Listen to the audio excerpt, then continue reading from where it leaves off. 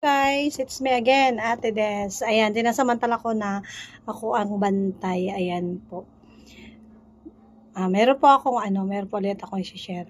Doon naman po sa mga tao na ang hilig-hilig po nila yung pinoproblema po lagi na may mga marites daw po o napapansin niyo sila na naapektuhan sila kasi palagi na daw sila nakikita.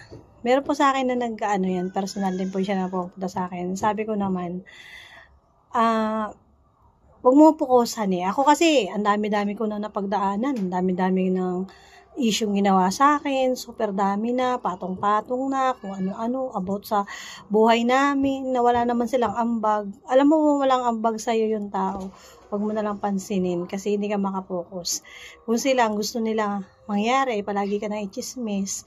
Ibig sabihin, may nakikita sila, whether naiinggit sila, o meron ka na wala sila. Huwag mo na lang pansinin, magpa-apekto ka na kung talo ka.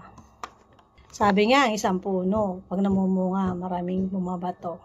Kaya, kung ako sa'yo, yun sa nagpapayo sa akin, alam ko manunood ka, at karamihan naman po ay natutuwa dahil nagpapayo-payo daw po ako, nag-a-advise ako. Pag po may free time ako, mag-a-advise po ako. Kung ako sa'yo, huwag mong pansinin yan.